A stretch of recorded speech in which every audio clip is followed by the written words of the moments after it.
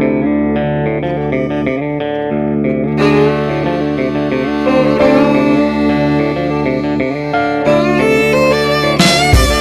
everyone, welcome to another episode of Discovering 615. I'm your host, Rob Thacker, and I'm here with my good friend, Branan Logan. How's it going? Good. How you doing today, Branan? I'm tired, but I'm good, man. I know why we're tired. We're going to get to that. You got a lot going on. That's right, you do.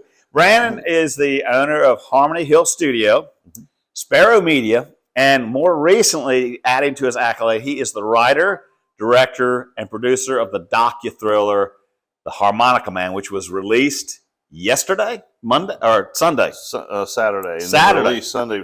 Saturday was the premiere with you guys, and then Sunday, first thing Sunday morning, it hit the air. That's right, because today is Monday. Yep. It's been a long weekend, hasn't it, bro? It's all running together. Absolutely. So, everybody, I just wanted to introduce you to Branan. Branan, tell us a little bit about how, before we get to the movie, tell us a little bit about how you ended up here in Middle Tennessee and Greenbrier in the Nashville area. I was a touring country artist for 25 years, and so I was based out of Nashville pretty much that whole time. And so I had a farm in Thompson Station, and then I went to Honduras for 5 years to play music down there. Then went to the Virgin Islands in St. Thomas for 2 years, and that's where I met my wife. And I told her if we move back to the States, I want to be back in Middle Tennessee. It's been my favorite place to live, about hands down. So that's great. So here I am. That's awesome. Here we are. Yeah, here we go. So let's talk about, because like I said, you're newly released, The Harmonica Man. What got you involved with that industry, the social media, the things that you do?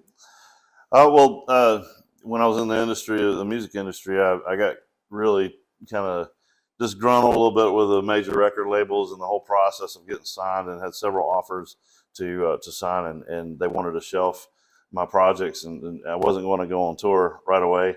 And I just got, I guess, just disgruntled with that, and I said, I'm just going to start my own record label. So I started Sandbar Records in 2006 with a good buddy of mine, and we ended up hitting the ground running with that. And when I decided to get out of the music industry and settle down and be married and stay home for a while, ended up just kind of putting all my skills and talents together, and said, what can I do to bring all the things I've done with my record label and representing other artists and myself together. And I like to fly drones as well, so I said, well, I'm going to start a real estate photography and videography company. Yeah.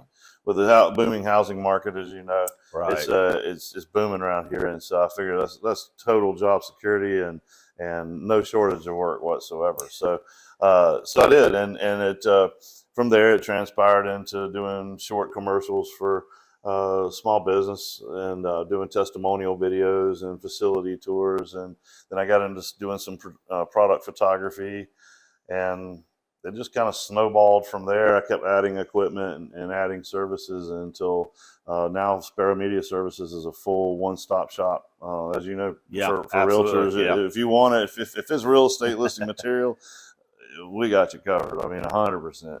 But no doubt. That's the truth. I mean, Branan has shot several things for me. Great job with excellent stuff. Well, thank you.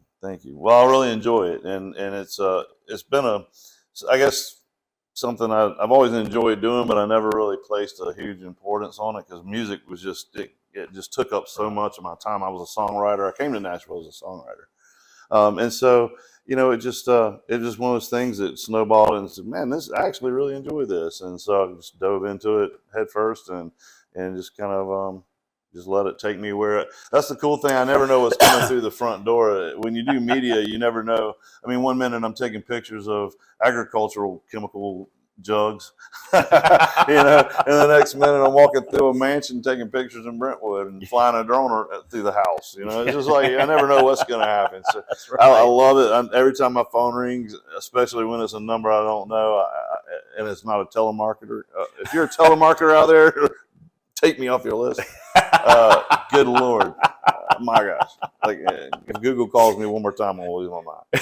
But true story. But yeah, I love it when I see a number I don't know, and I answer the phone, and they say, "Is this Branan with Sparrow Media?" I love that because I'm like, it's the start of another client usually, and start of a whole new adventure. And so yeah, I love it. Awesome, awesome. So you going from musician to videographer, photographer for real estate.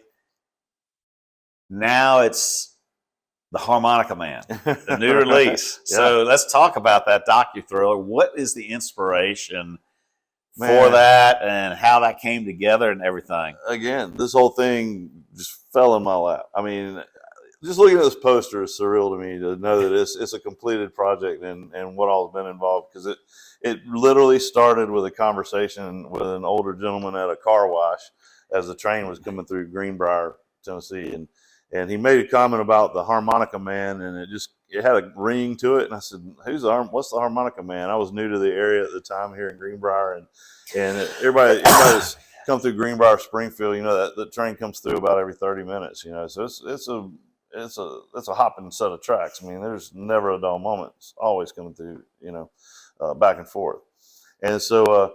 It was coming through, and in the car wash, it's super loud because that's like a megaphone. Oh. Like, I mean, he's blowing his horn right there at the traffic light, and man, when you're in that bay of that thing, you're like, what? Yeah. You know, it's just like, man, so it was rattling. This man and I, our brains were rattling around in our head. But in the process of that, he was telling me about the Harmonica Man, and after the train finished blowing its horn and going through there, and I could hear him again. He starts telling me, there was a hobo that rode the train a long time ago, and that there was a train crash in Cortland, and this is like 80 years ago. But it's been folklore. A lot of the older folks in town have told the young ones not to play on the tracks because of the Harmonica Man kind of thing. It's kind of like Jaws and stay out of the water, kind of thing. And so they figured it'd put some fear in these kids so they wouldn't play on the tracks, And but I went home and I just couldn't shake it. I was like, man, what about this train crash, And so I Googled it, and I thought for sure nothing was going to pop up. But what I found was even more interesting, because only one little article showed up, and it was on a railroad hobbyist page. But it was a copy of an AP article. So I knew my parents used to own a radio station, and so I knew if it's AP, it happened, number one, and you don't see AP on anything unless it actually occurred, right, and was covered. Second of all, I could not find any local news articles in any newspaper in the archives or anything. I actually had to pay and go into the National Archives, and I was only even then able to find 4 articles about this train crash. The train crash. And what was the year that train crash occurred again? It was September 3rd, 1948, at about 1:40 in the morning, I think. Oh, wow. And so this accident truly happened. So then I started looking for any mention of the Harmonica Man or anybody killed on the train, because he said the Harmonica Man was thrown from the train and killed, and couldn't find anything about him. There was no mention of him anywhere. But back in the 1948, that was when railroad travel for passengers, they had tons of freight trains, but they didn't have many passenger trains. Right. And so that was just starting to catch on, and that around that time, and so they didn't want any bad publicity for the railroad, and so it's pretty much rumored he was done away with by the sheriff and the conductor on the back in the 40s, and thrown off a train in rural Tennessee somewhere in the middle of the night, and that was the end of him. So that's the true part, as far as I can tell. That's from all the folklore and everything. Folklore meets AP reports. It's like there was definitely some kind of cover up back then. Not sure by who. So that's kind of where the movie takes a fictitious turn, and the rest is kind of speculation, and then the rest is just thriller. But it's based on a true event. That's amazing. That's amazing. So talk a little bit about how you got the cast together for this. Talk about the cast too, because this is super an interesting group. Again, Well, it was super cool. It started as I was going to film kind of a short film as a concept, kind of a pilot kind of thing. And I was even thinking maybe, I'll just kind of do like a chapter by chapter series kind of thing or something.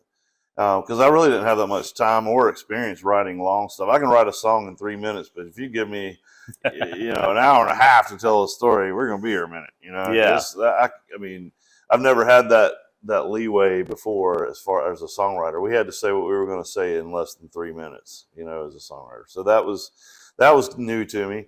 Never written any books or anything like that. I wouldn't. Growing up, I would have never considered myself. Neither would my teachers considered me to be a writer.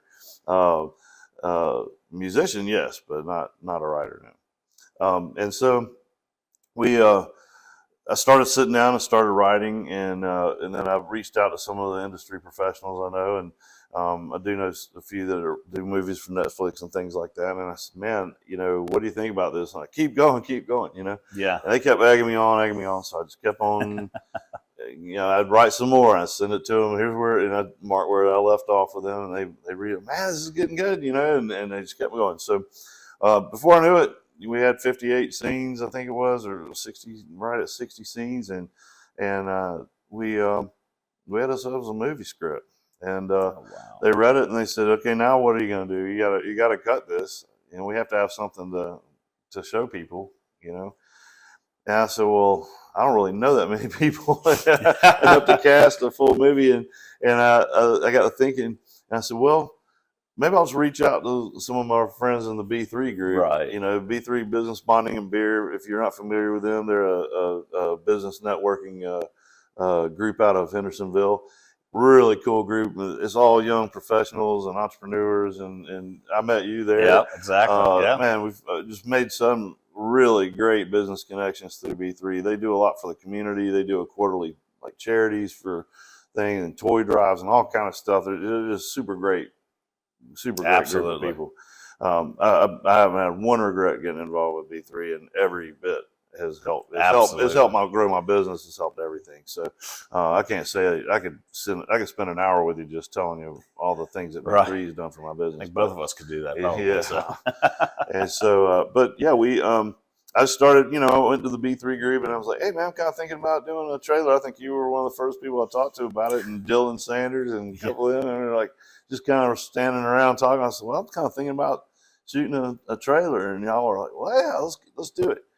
And then I started looking at the script. I'm like, well, Nicole Bell would make a great reporter in this thing, and started looking at it. I'm like, hey, Bart Browder, you want to be a deputy in this trailer thing? Yeah, man, I'll give it a try. So everybody I approached with was like, yes, count me in, yes, Yeah. And so then it's starting to look like a cast. Man, yeah. All right. But then I started to get worried, because then I had talked to everybody in B3, and we had a good group of cast, but I still had a lot of cast that I couldn't find people for. And so I joined, several of the casting and modeling groups, and photography and modeling groups on Nashville, and filmmakers and stuff, and started reaching out. And it was just really awesome to see the whole Middle Tennessee just reach out, and they're like, man, I'm interested in being in this project, and so I met a lot of people that I didn't know before, and so and then they came and they met a lot of people from B3, Exactly. and now they got new friends. And that's been my the coolest thing, I think, is just watching this whole thing just transpire and bring people together, and businesses that would have never met or done in business together, because they probably would have seen themselves normally as competitors. Right. I've got one friend that has a business window cleaning service. The other one does resident or commercial cleaning, like in Right. office buildings and stuff like that.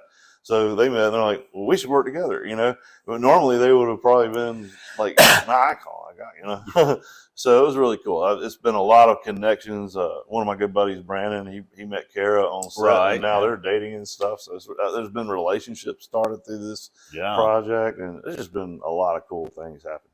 Well, and that's a beautiful story there, because you talk about, bringing community together. Mm-hmm. Man, you talk about that, because everybody I know at the premiere that night, they were pumped. Yeah. I mean, excited. Yeah. Well, it was cool. It wasn't just people too. It was organizations. You got Shalom's on Gallatin that does so much for the community already.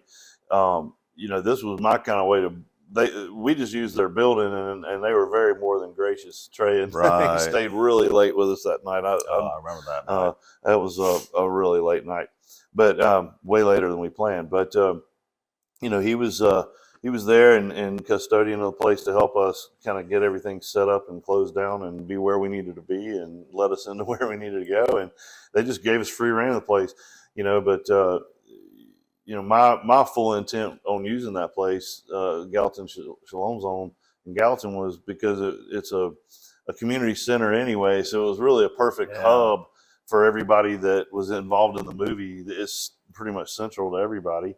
And Lisa Wright there was just super gracious, and everybody in her office was super gracious to help us out.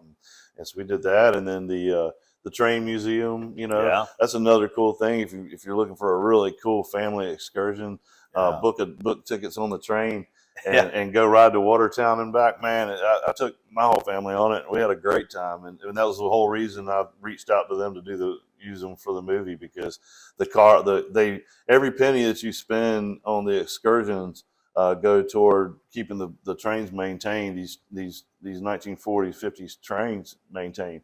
And you literally feel like you're taking a step back in time when you step on those trains. It really is cool what they do out there. That is. I mean, that was amazing. Mm-hmm. Shoot, it was a little warm that day. I'll be honest with you. It was June, but hey, it was a great time. And again, like you said, meeting all kinds of people you'd never meet, developing new friendships. That's so amazing. So, Branan, let's talk about the challenges. What were some of the challenges to the movie, the making of this movie? Oh man, there were a lot. Being my first film, I tried to think of everything. Anybody that knows me knows I usually try to cover all the bases ahead of time and be prepared for anything that can happen. But one of the challenges in the rail yard, especially, we had really high winds, and when we shot that in the wintertime, and so it was February in the train yard, and we had 20-mile-an-hour winds and freezing temperatures, and my tripod head, the fluid head on my tripod, actually froze solid.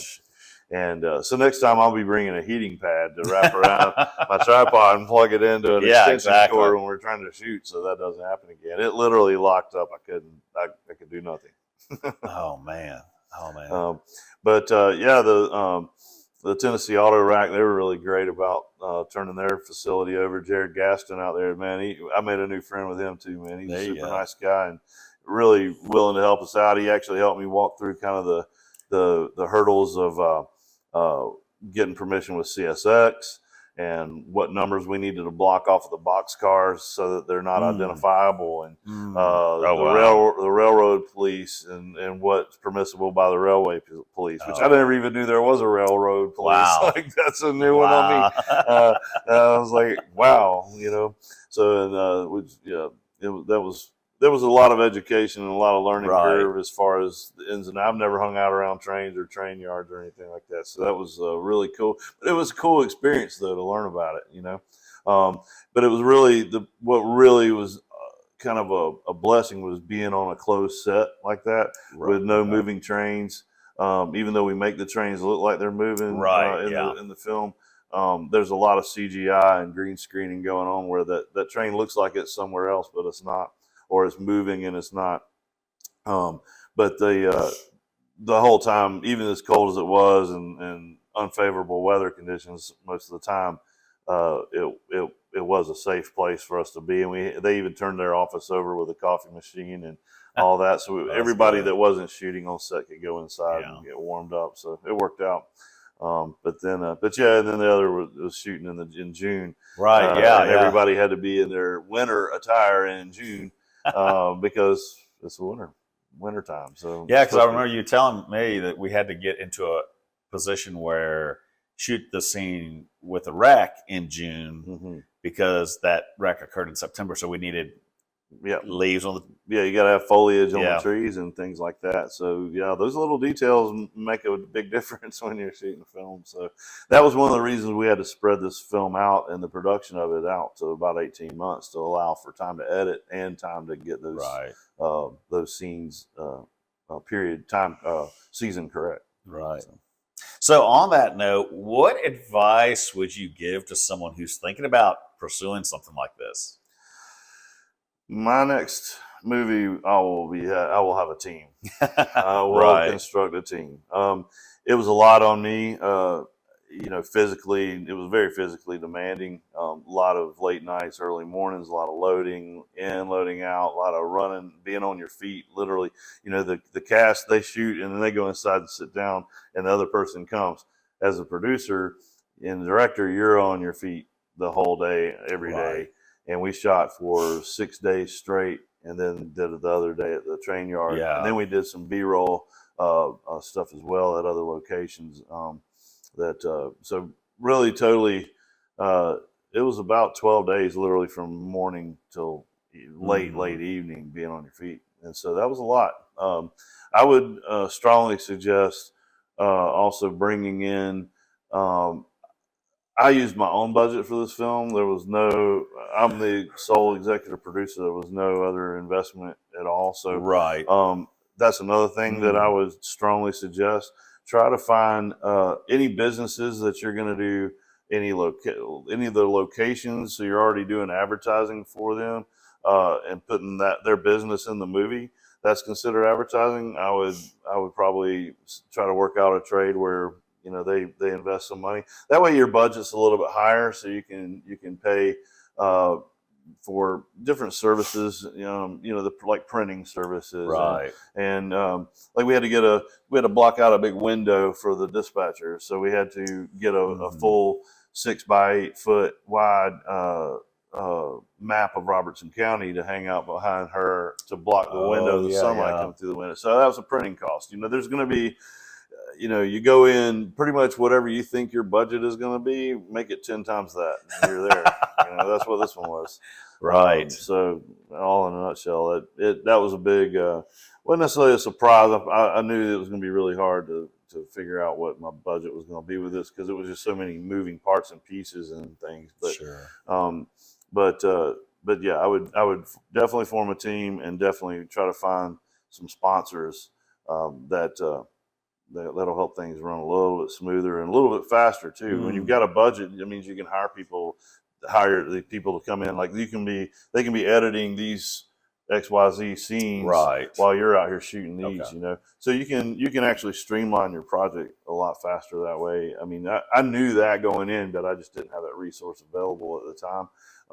But going into the next one, we'll be able to plan accordingly a little bit better. Okay, so I'm hearing next one. So let's is there some future plans here? Are we going to see, because we got a lot of future plans. I don't want to spoil for those that have not seen the movie yet, but yeah, a lot of it's left open. So any teasers there? Anything you can kind of hint towards? Or? Well, I left the scene open like that at the very end because I wanted to leave us some leeway and some options. Everyone seemed to have such a great time in the movie, on the movie set, and it was kind of a bucket list item for a lot of people. And then once they got their feet wet, they're like, "When's the next one?" So they were already asking me, like, "Are we doing another one of these?" And I was like, "Absolutely. If you guys are all in, I'm in. I'll be their biggest champion. I'll keep writing and keep going with it as long as they'll keep showing up and helping me with it. But there is a plan for a second and third Harmonica Man, and then maybe even further than that. I'm not sure yet, but depends on how things go. But you never know how a lot of it depends on the success of the film, and a lot of the success of the film comes from receiving positive feedback from the community that's watching it and the fans that are watching it. So exactly. We really we can't say how many we'll do without seeing that. So yeah, but the more fans we have out there that are gung ho about seeing another one, that's gonna fuel the oil the wheels to get the next one going. So exactly. That's how it works. Exactly. Good deal. So you've got the fans, we got that tease now. So where can fans go to find this, and where is it going to be the first film? Well, right now, this is what's today's date? I can't remember. It's Monday, October 14th. Yeah, They're we're going to probably let it stay on YouTube at least until Halloween. Okay. For free, because the whole purpose of us releasing it in October was to be it's geared toward Halloween and a nice, clean Halloween film that you can, if there is such a thing as a clean Halloween film. Right. But there is no bad language. There are no Right. sexual encounters or anything like that in the movie. We kept language very mild. Mm-hmm. There's a couple of gory scenes, but nothing too tragic and terrible. Right.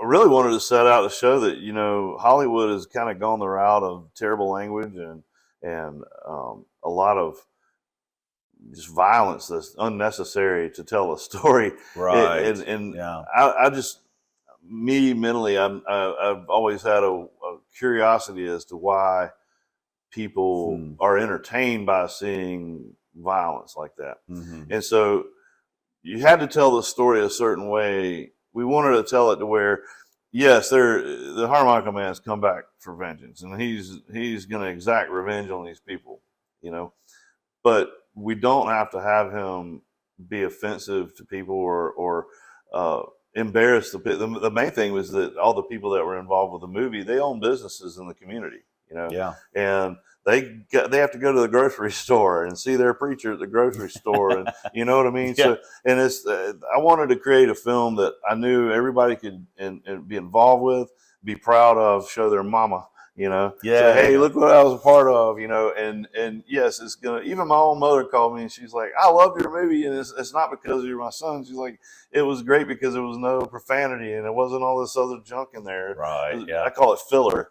It was all story. Yeah. And it was, even the gory parts, they're like very short because they're not necessary in the film to tell the story, Gotcha. So, but that was kind of the whole premise of Cut the Movie was to bring people together and make a big project that everybody can be proud of. That's great. Be proud to show it off, That's great. That's great, man. So YouTube right now. Mm-hmm. Does it look like it's going to land anywhere else, we hope? Or Oh, it's definitely going. I actually just finished submitting it to Tribeca in New York for next year.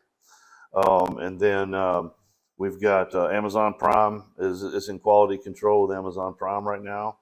And we're looking at possibly doing Film Hub. We may not have to do that. If it goes through smooth with Amazon Prime, we'll just leave it at that. Film Hub puts it on Tubi and Hulu and things like that too. They handle. Well, I don't know if they do Hulu, but they do a bunch of different streaming platforms. Freebie.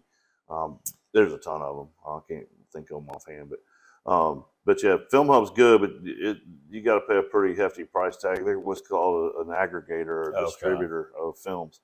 But we may not need that. If we can. I feel confident that it's going to be a good movie for Amazon Prime, and once it passes through that, it'll go to Amazon Prime. Once it's confirmed on there, we'll be pulling it off of YouTube, and it'll be for rent or purchase through Amazon Prime. Great.